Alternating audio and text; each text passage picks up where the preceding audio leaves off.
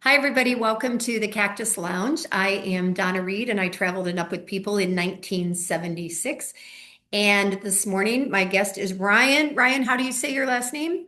Dekoe, Ryan Dekoe. Dekoe. Yeah. Okay, just what it looks like. So, Ryan, tell everybody. Clearly, you're sitting someplace where it's colder than where I am in Arizona. Where you're sitting, and when you traveled and up with people. So it's not supposed to be like this. I'm in Poughkeepsie, New York, and it's unseasonably cold here. I sent my kid to school with a jacket this morning. So yeah, I traveled in C95-96. C95-96. Okay. Yeah. You Okay. traveled the year after I was born. Yeah, thank you for that reminder. Yeah. I think I mentioned yeah, how old I feel in doing some of these or whatever. But it's nice to know I interviewed people that traveled before me too. So Did yeah. you have the swing claps? Oh yeah. Of Oh yeah. course. Yeah. Yeah. Yeah. Can never get rid of the swing Many claps. versions of Up with People. I Exactly. was so happy that I was the drummer that I really never had to You didn't have participate to in do swing that. clapping. Yeah. Okay, Yeah. okay. So, are you from New York originally? Is that where you maybe saw a show? Where did you first learn about Up with People? So I'm originally from Bristol, Connecticut, Okay, and I just recently moved here for a job, but I lived in Bristol and then after Up With People moved around, but moved back to Bristol, which was a huge Up With People community back in the 80s and early 90s. It was always a United Way fundraiser that they were oh, working with. And so they would come like clockwork every single year. And I don't know, I think my mom got involved with it through the Bristol Hospital. She worked at the hospital and they were sort of like a sub sponsor. And okay. somebody came in and asked for host families, and that's how I was exposed to it and Yeah. saw my first show. And when you have that, I had no idea what it was, but I knew the person staying in my house. Like, Okay, oh, okay, like, and that's what so I I wondered. had, So you were a host family. You're yeah, yeah, yeah. and you had that connection of like, oh, that's them, because I was so Yeah. young. I think I was To 11, see that 12. person on stage. Yeah, Yeah, yeah. yeah, yeah. So how old were you, do you think, when you saw that first So show? I was in sixth grade.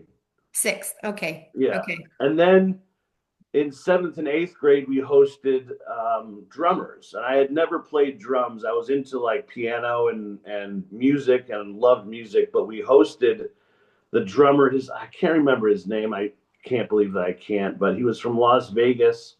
And the next guy was German. And I just fell in love with the whole I they were the reasons I started playing drums. Oh, that's I fell in love. interesting. They brought me to like the cast to check it out backstage, and I thought I was like with rock stars. Like um, Of course, at that age, getting to go backstage and stuff like that, that's funny. That's funny. yeah. Well, So, even when I was in Up With People and had been backstage and on stage so many times, there's just sort of this mystical kind of feeling that you get, and especially if you're into theater, yeah, like yeah. those, like it's always just been a magical place, and the magic never went away, by the way. Like every time I stepped on that stage, it was magical, Yeah. in a tiring way, but magical. Yeah. So did you then apply when you were like a senior in high school or did you go to college or when did you apply to be No, in with right people? after high school, interviewed with. It was my junior year, Okay. and then because I was older, so I was able to apply and get in, but then had to defer a year because I still had my senior year to go. Got it. Okay. Okay. So you were older in your class, not older and up with people per se. That's right. I was Yeah. only 20 when I traveled. Okay. Okay. Yeah. Yeah. So so you joined and then were you hired as a drummer? I mean, when you came to Up with People, you were drumming right from the get-go? No? Okay. So it was. Let me tell you, there was the drummers that they were split up over the different casts, so each cast could have a drummer or two. And there was another guy who was in my cast. His name was Marcus, and he was a phenomenal drummer. He had this kind of like laid back Latin feel that I just didn't have. I was kind of more of a rock drummer, Yeah. and we sort of had to battle it out for the position of being the drummer. I remember working with Pat Murphy, and he would, be like, "It's really close, guys," and he gave us the medley to learn and come back the next day. And the way that I always learned music was listening and memorizing, and I didn't really need the music as much. And I kind of pulled a power move and put the music on the floor and did it by memory. And I remember Pat Murphy taking us both for a long walk, and he was so serious about it. And it was like, but it added to the, like I felt like I accomplished something. But he took us both on a walk and he's like, "Hey, Ryan, you got the lead drummer part." And it was very dramatic at the time, it was, but that No, was, it's funny. And Pat was here for Mr. Belk's 100th birthday, and there was a few of us that were hanging out after the next day. People kind of came and went that were the old school people, so it was fun to yeah. see him and stuff. And I know I sent you some videos to watch. Did you by any chance watch the one where I interviewed the Arizona band? Yes. Yeah. Okay. Yeah. Okay. Since you mentioned Pat, I wondered. So that was fun. There's several groups that are like bands of brothers, left for various reasons in various ways. Sometimes it's music, sometimes it's golf, but Yeah. it's interesting the Yeah. relationships that have stayed together. I'm So sorry about my dogs. That's just what they do. where'd your tour take you? So we went through, we started out in Nebraska and then did again, like I had done some traveling, but when you drive from the longest points in Nebraska that you can get through, not even the long way, the diagonal way, Diagonally, yeah. our first bus ride after the Nebraska show was like 14 hours. And I remember thinking like, what is going on? So we did a little bit of the Midwest, Wisconsin, up into Canada, and then down to Florida. And our tour originally was supposed to be something different than it ended up being. I don't remember what it was, but there was a point where if you ask people that were in Up With People post like 95, 96, Cast C95-96 is a very nefarious reputation. I think we had a lot of strong personalities in the cast that drove it in a lot of different ways that I think Up With People wasn't used to, so, and this is just from feedback that I had gotten, There's through. one of those every year, and sometimes there's two or three. And it takes the cast managers and those who did it for a lot of years to be like, oh yeah, that was that cast. It's funny. Um, and So and so I've seen some of that through the years. that was us. That Okay. was us. We didn't know it at the time. Right. And I only found out afterwards, like, oh, really? Everything wasn't like that? And then when I went to fill in with other casts as a drummer, it Yeah. wasn't. It was very, very, very different. A lot like people were more, but also it was where we were. I think like 95, 96 was like, it was still grungy and a little bit like depressed. And, like we were just products of that sort of time in history where we questioned everything. Yeah. And but anyway, we would have a lot of cast C meetings about, you know our our attitudes in general, and the staff used it to their advantage.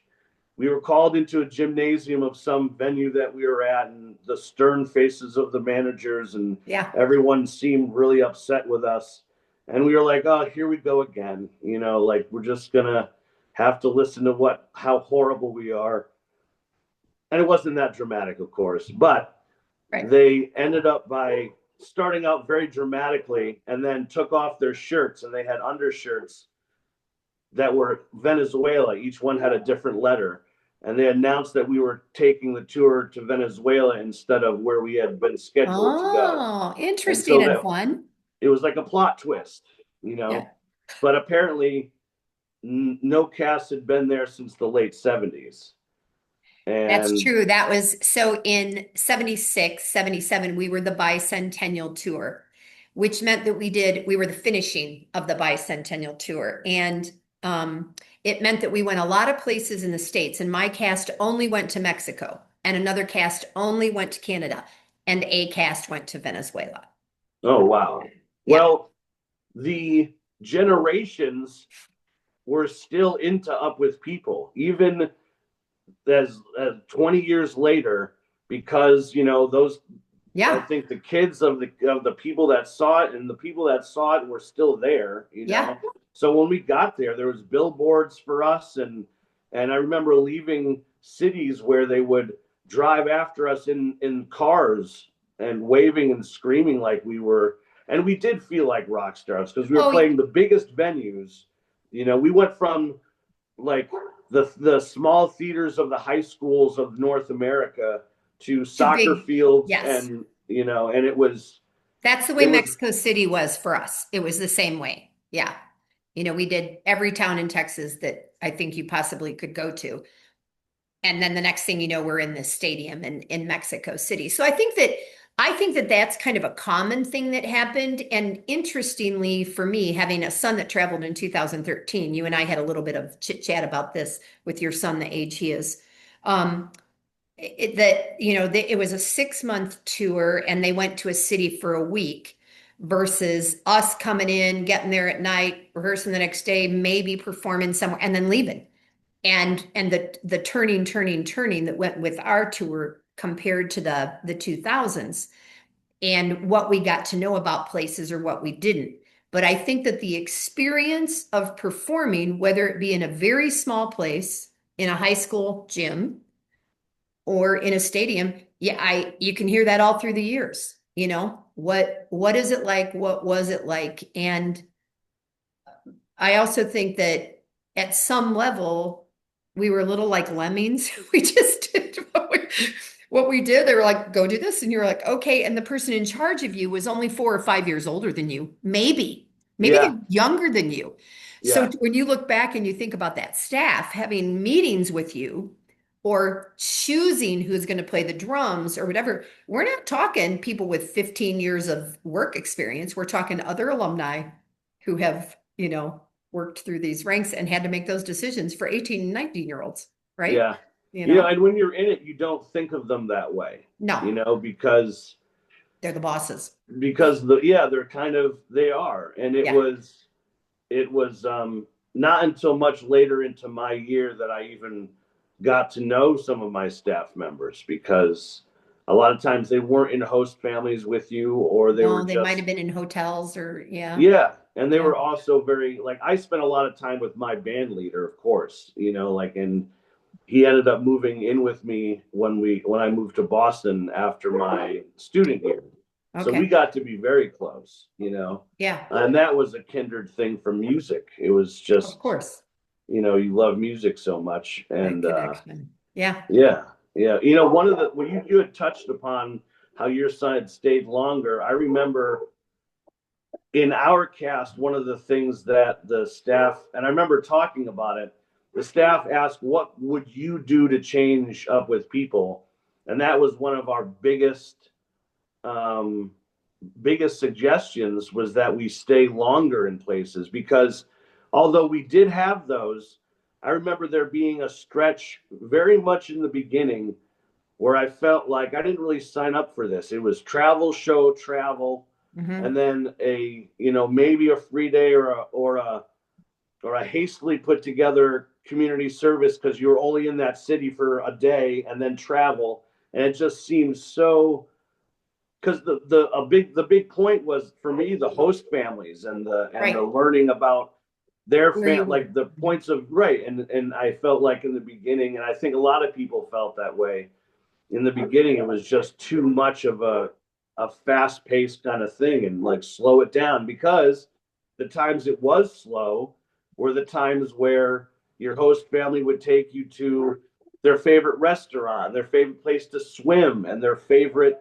Right. kinds of foods that you didn't get to sometimes it was like a sleepover with Oh, a yeah. random family, in some strange bed. But other times you got so close to these people, and you learned so much from them, you Yeah. know.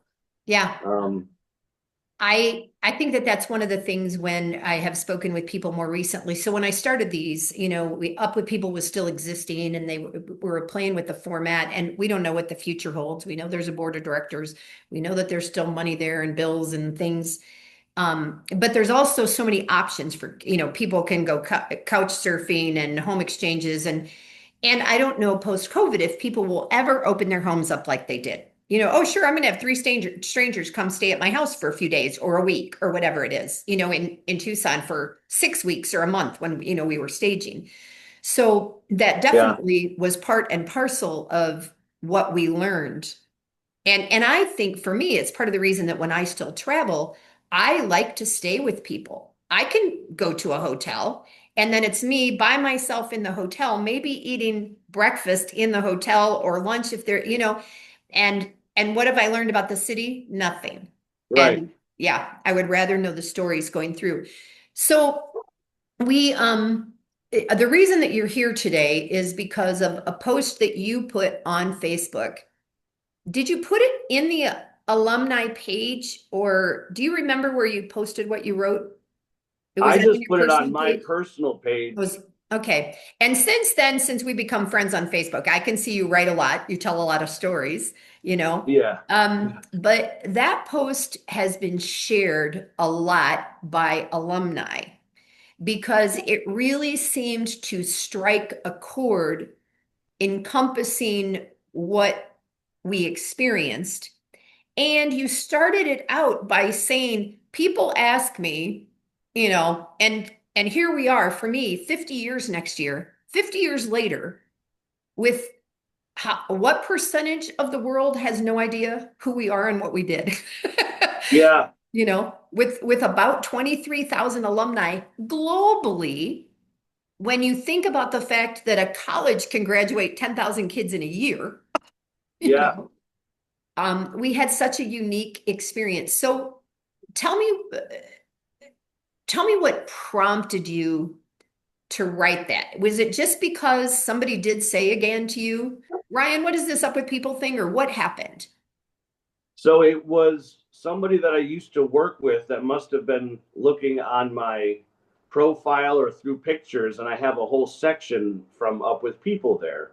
Okay. And they wrote me just randomly on Facebook and was like, "Hey, I didn't know you were in Up with People." And I was like, "Oh yeah, I was. I played the drums."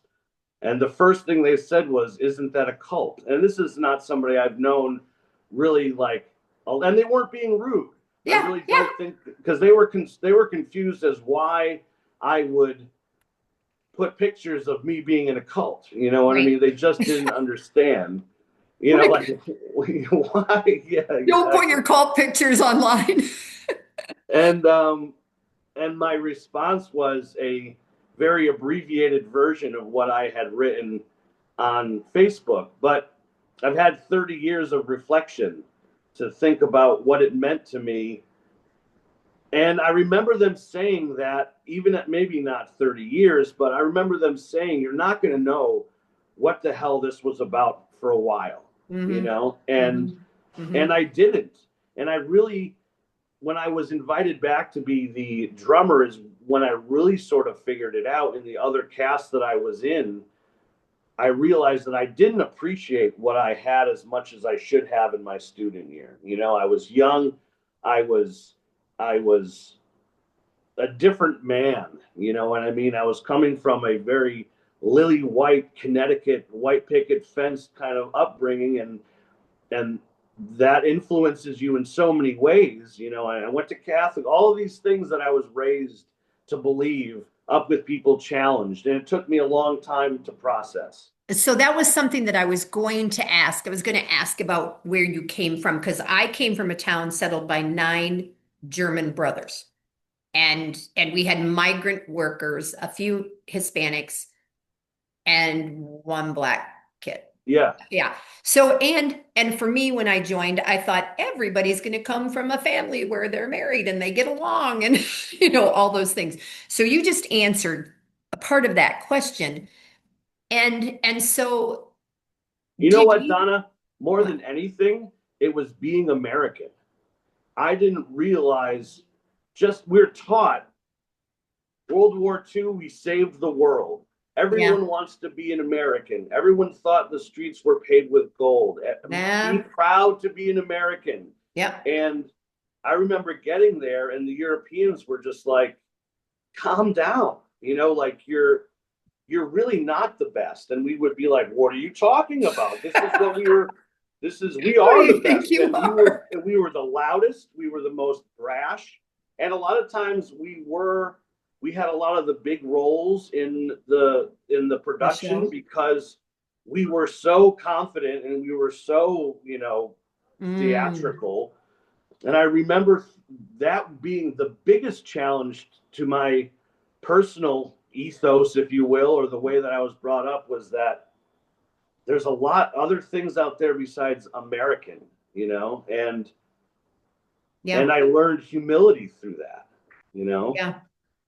Um, the loudness is interesting because I do think, although I have to say and I'm just going to say this, with what's happening in our world right now, I think that every American's voice is a little diminished about everything. And It depends um, on which side you're on, Donna. well, that's true. That's true. But I think that for for me, also coming from a similar background, I don't know that I had real expectations. And we, again, bicentennial, we had like 8 non-Americans. We didn't have anything like the later casts or certain casts had because it had been in the United States for the first half of the bicentennial, and then we were finishing it up. So people that we're interviewing I'm from a town of 600 people. I would not have seen a show if they hadn't been doing small town America during the bicentennial. So Oh, I see. Yeah. so for me, and that's when they took 150 people and they divided them into groups of 50 to hit other places. So so the following year, then we have, the international, and they were only 6 or 7. We used to make up people from different countries just, to wave on stage. But what it did for me is it opened up my interest in the rest of the world. It wasn't like I wasn't already a little interested, but like you're like, oh, there's this whole other thing that I'm not aware of, Yeah. and stuff like that. And you wrote about that. And so what did you stay in touch through the years? Is your cast close? Are there close friends? What's your current relationship with your cast or other drummers or whatever? So I moved in with my band leader and the acoustic guitar player from the band. Okay. His name was Mike, and him and I were of like-minded musically, and we were absolutely in love with harmonies, and we happened to sing and harmonize very well together. So we spent a lot of time on the road together, writing and playing and rehearsing just for us, So after Up with People, I moved to Boston with two Up with People, Okay. And even though social media sort of was coming online at the end of that, there Yeah. wasn't a lot of communication for the first 10 years. And I think by the time we were done with Portugal, which was the last city of our tour, Okay. I think a lot of us were ready to move on with our lives. We wanted to take this knowledge that we had just gained in this experience and apply it to a career, apply it to a family, apply it to having kids. And it wasn't until really the last, I think, 15 years or so that people have started to reconnect more Hmm. because a lot of that is getting old, what I Yeah, mean? yeah. Like having that career is like, okay, I've been doing this for 10 years, and your mind always goes back to, when you're in a business meeting or something, and one of the things they taught us was keep your eye on the ball, and they had a whole Yeah. sort of Carolyn presentation Lee. about keep your eye on the ball. But these little things pop in your head for the rest of your life because of that one intense year.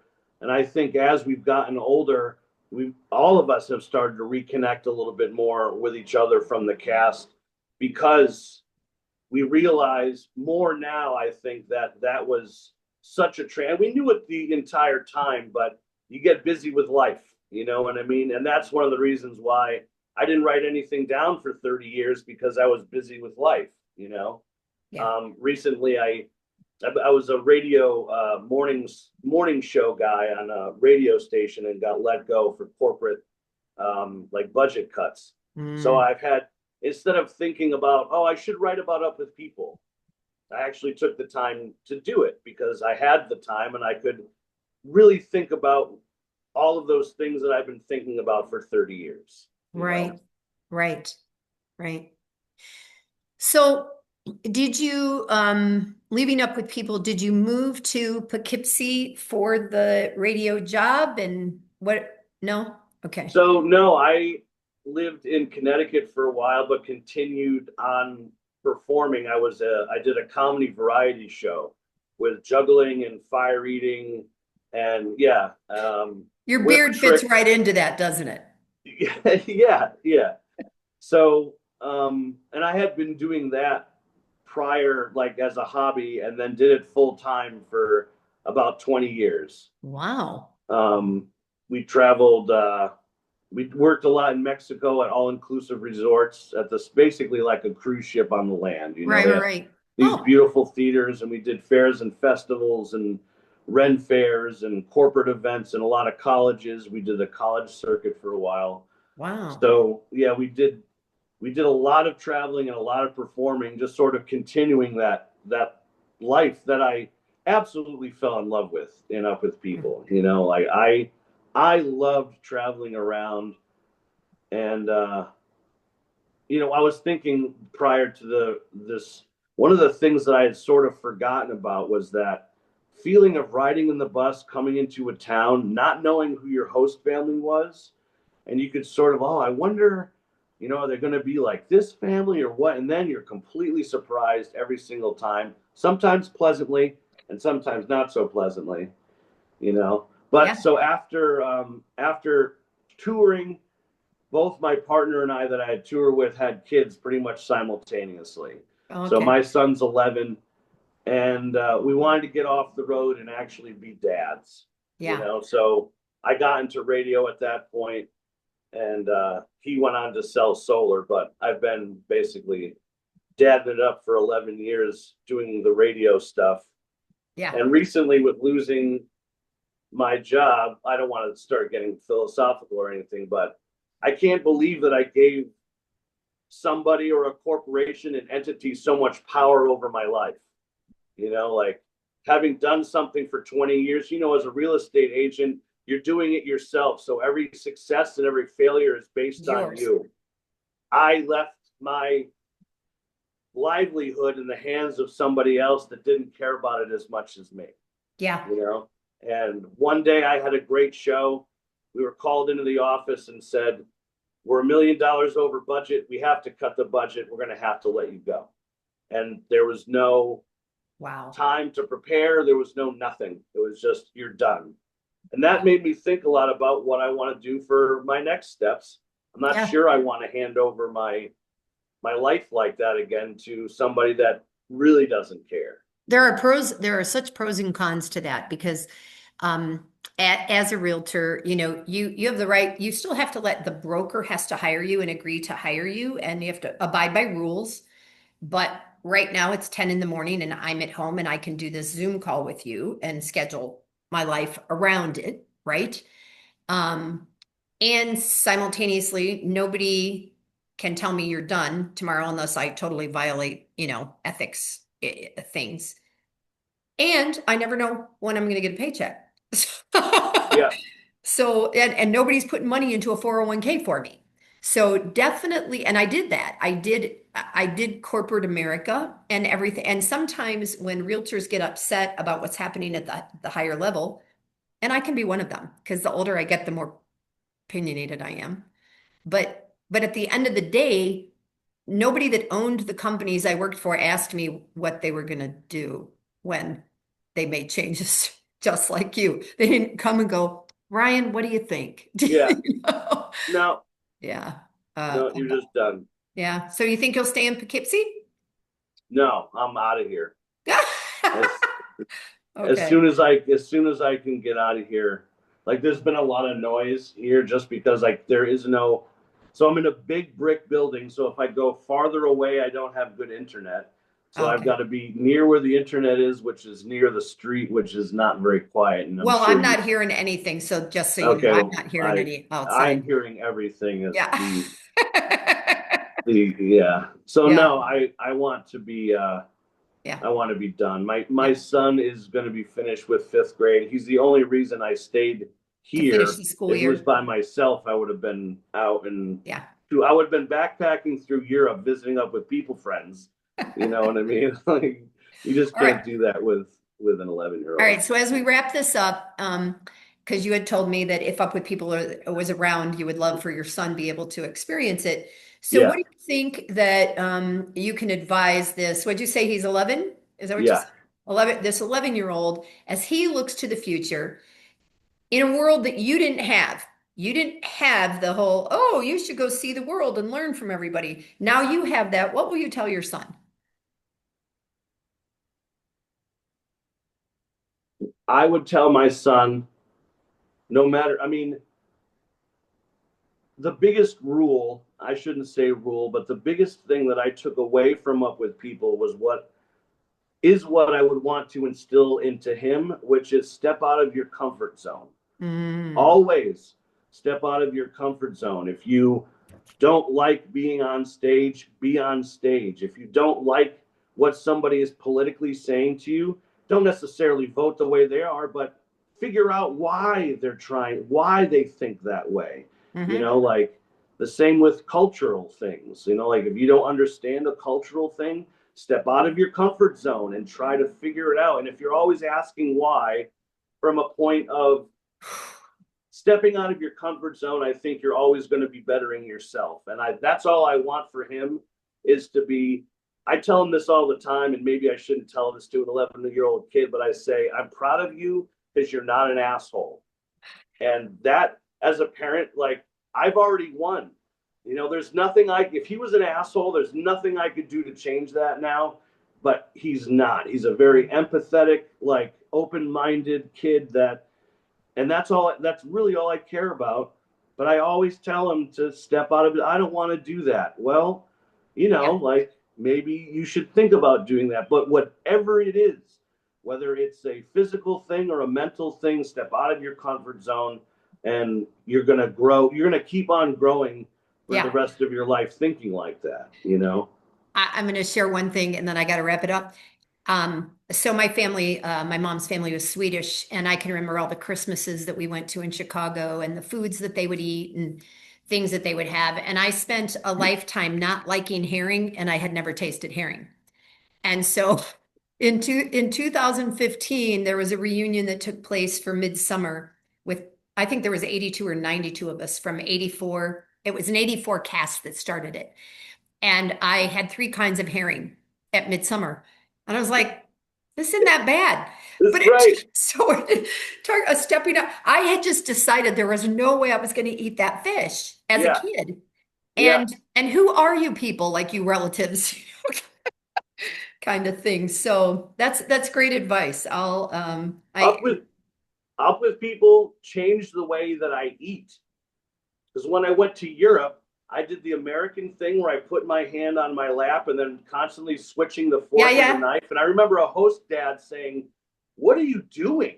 Like, why are you doing that?" I'm like, I don't know. That doesn't make. You're right. It doesn't make I only sense. do it You when know. I'm there, Ryan. I still do the whole American thing when I'm home, but when I'm there, I watch them and they balance peas on an upside down fork. And I'm like, So that's the only issue that I have with the whole process is the upside down fork thing. It just listen, flip your fork and make it eat. I understand not switching your fork and knife all the time. yeah, Just yeah. just flip the fork. Come on. Come on. Funny, funny. But really, those from the little things of like Yeah, stepping out of your comfort zone for me has been like how Up with People completely changed my life. And I think that's why I want to send my son to something like that, but there's not really anything going on, like yeah, yeah. All right. Thank you for joining me. I will let you know when I make it live in the Cactus Lounge. And sure. if and I post it if I can on the EAM site, and post it in the alumni site, and then it gets moved to the alumni webpage. But if you share it, it's more people that see it, and sometimes friends who don't know about Up With People. So thank you. I'll share it for sure. Awesome. Awesome. Thank you for your time. I'm gonna Thanks, Donna. pause or stop